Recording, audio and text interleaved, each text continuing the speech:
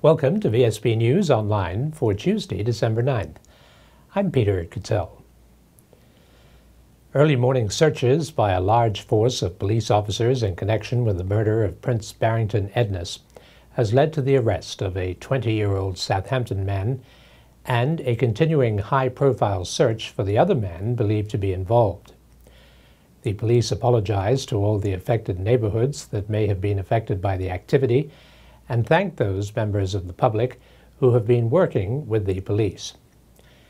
Meanwhile, it may help the public to hear the views of Acting Police Commissioner Paul Wright on the possibility of a tit-for-tat reaction from local gang members and the methods being adopted by the police to the threat of being shot at.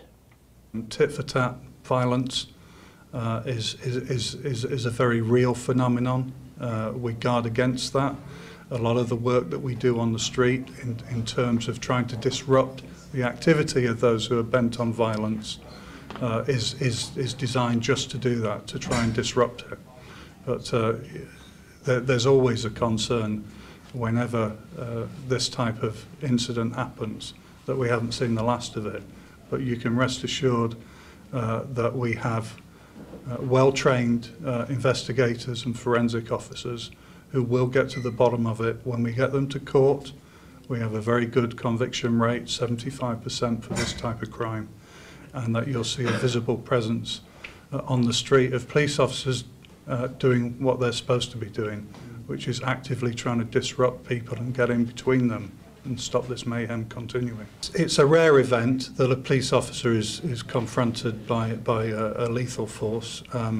There have been two very high-profile ones in the last few years. 2008, Amari Gordon, before that was Alan Daniels.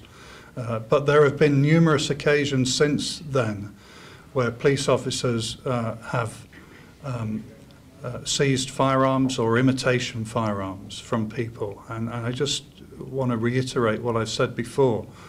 Police officers are highly trained and well equipped. We have armed police officers on the streets 24/7. We've had that now for 6 years because of the current gang situation. Those officers, if they're confronted with a lethal threat, they will do what they're trained to do. And they will neutralize that threat by the appropriate means, up to and including lethal force. None of us want to go there. The current confusion in the House of Assembly has not gone unnoticed by Progressive Labour Party elder statesman Alex Scott. The former Premier, in an interview with VSB's Charles Webb, feels that an orderly House rests with the Speaker, although he contends that parliamentary cut and thrust is as old as the Westminster system.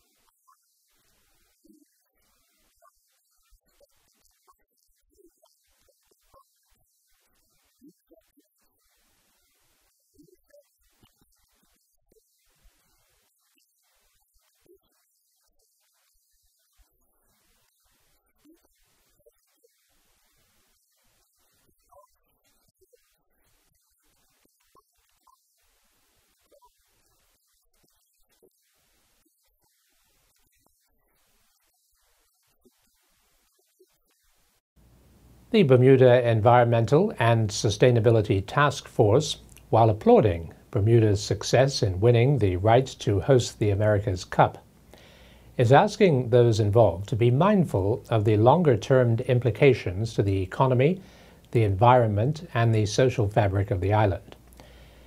BEST President Stuart Hayward had this to say. We must ensure that Bermuda achieves the best value for money and aims to develop in a way that will provide lasting economic use and benefits for the longer term.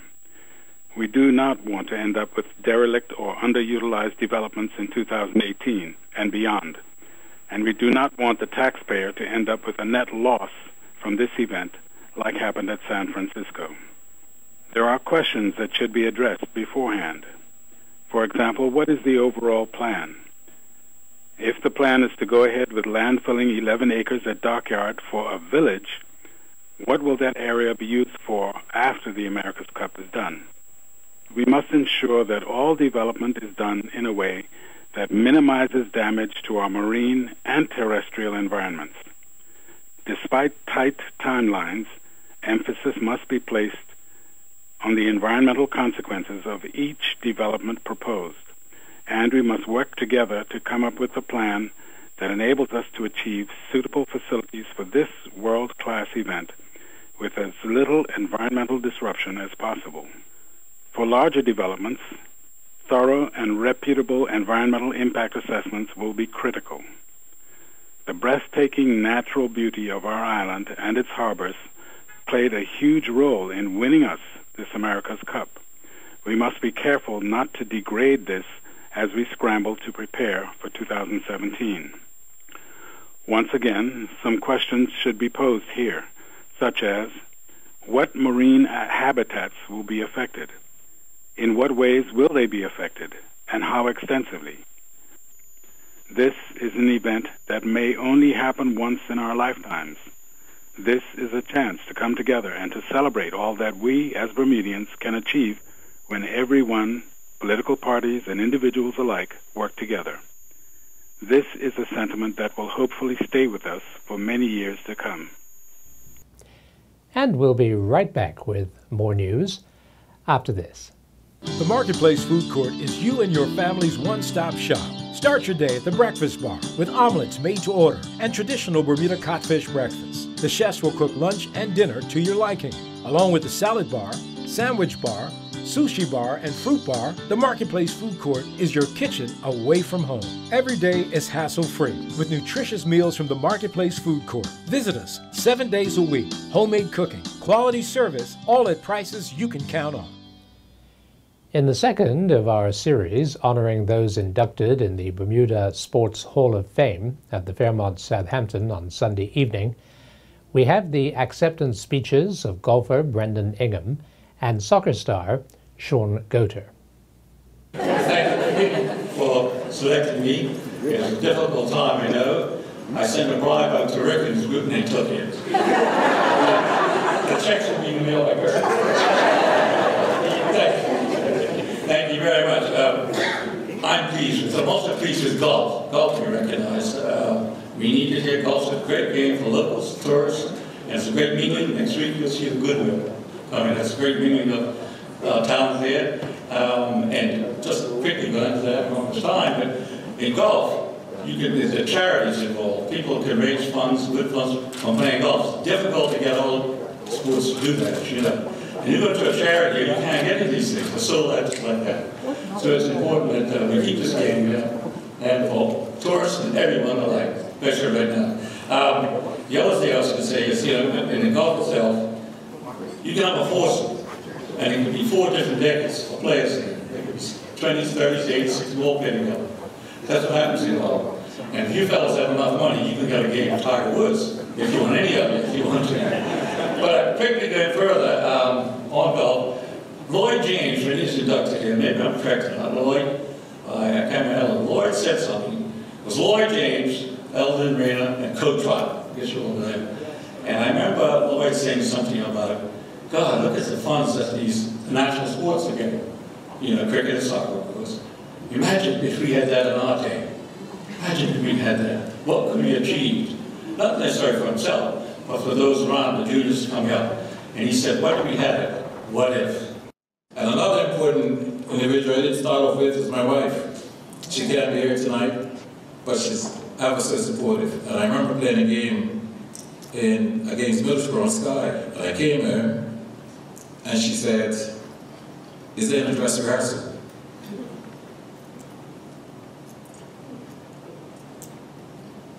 This ain't a dress rehearsal.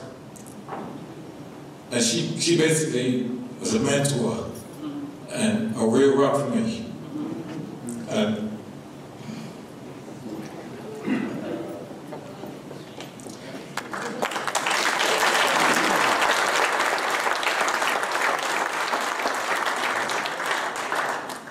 she was a real rock for me, and I needed it through my tough times because it was very difficult in England.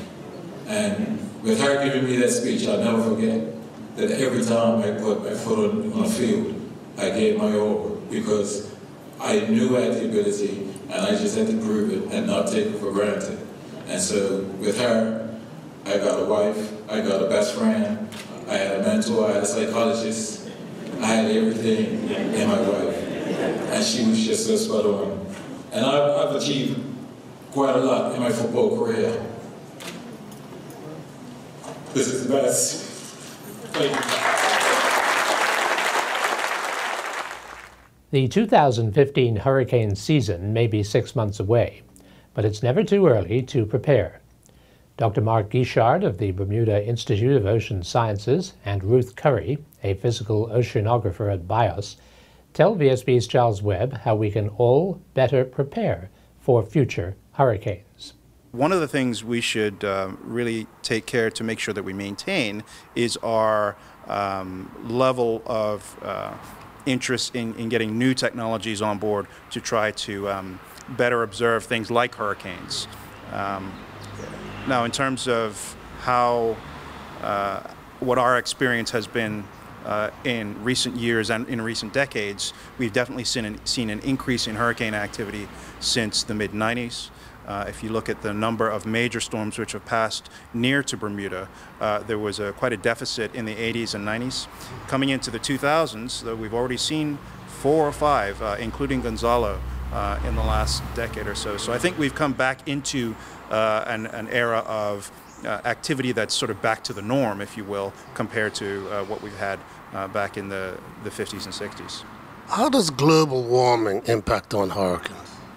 In terms of climate change, there are still many factors that impact hurricane intensity, hurricane frequency, size, and where they go and their track.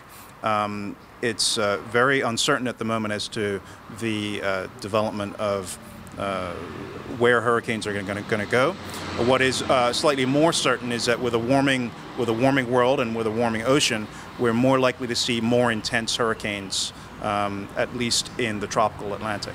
One of the factors that is really leading to big improvements in the ability to forecast the track and intensity of hurricanes is having the ability to get direct measurements in the middle of a hurricane. We're all familiar with hurricane hunters, the aircraft that fly right directly into the eye and get all those critical measurements. We now have robotic technologies that permit us to get the same sorts of measurements, but in the ocean. How are you going to, in your lecture on Thursday, simplify this for the average householder? Oh, we have some really great videos. We have some really great ways of doing this. This is our job, is to make this understandable to the public. I think in some ways it's going to be informational, and in other ways it might be entertaining, even in a geeky sort of way.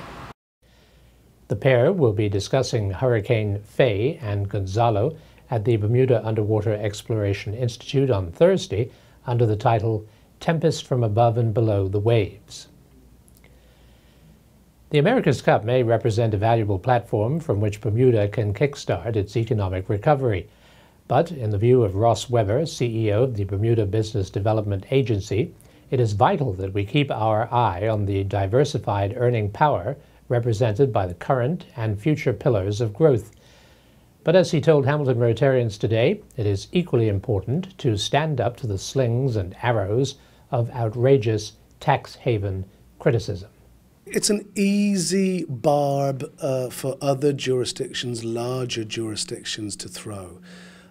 There are ways and means in which one can fight that accusation. I don't believe it's beneficial for us to protest too much, because I think that brings extra unwarranted attention towards us. What we are doing at the BDA, and what I encourage everybody to do, is when we talk about our jurisdiction, we just make it very clear that our tax situation has developed over decades not to lure companies offshore. We do have our tax status that works for our jurisdiction. Other people's tax statuses and tax policies are their concern.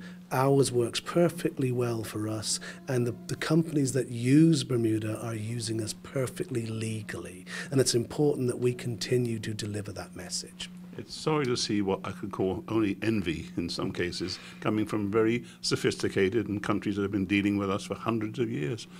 Absolutely. As I mentioned, it's an easy barb for them to throw.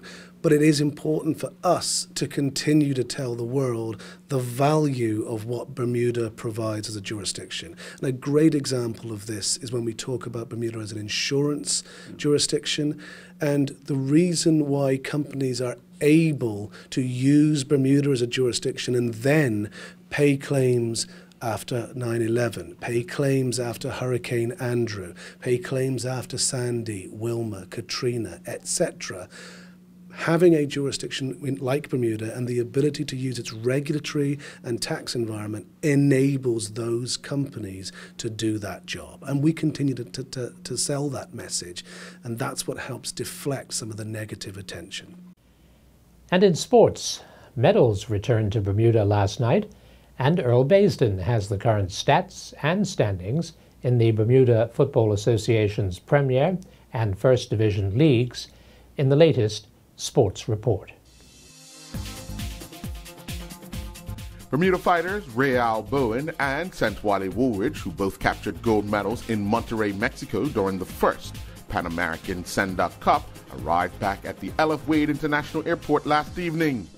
We asked Woolridge how much determination did it take once he was caught in the second round to get through the rest of the fight.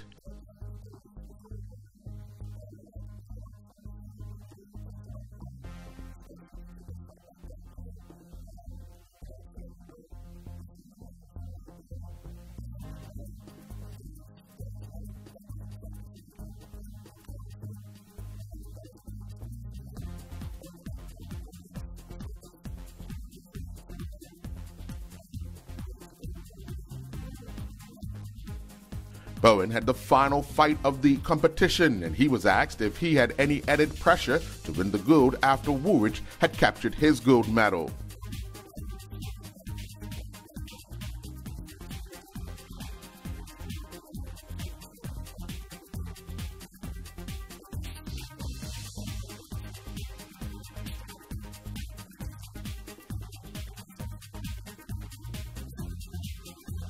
The Bermuda Football Association's first and Premier Division matches continued this past weekend, and we can now take a look at some of the current stats and standings.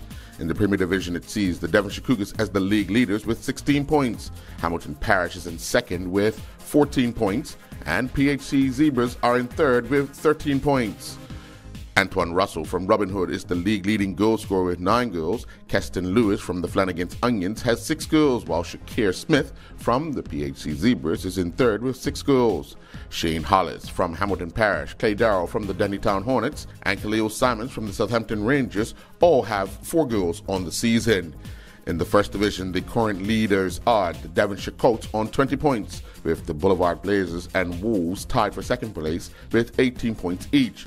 Ty Vince Douglas from the Boulevard Blazers and Kyle Jones from the Devonshire Colts lead the league in goal scoring with 11 goals each.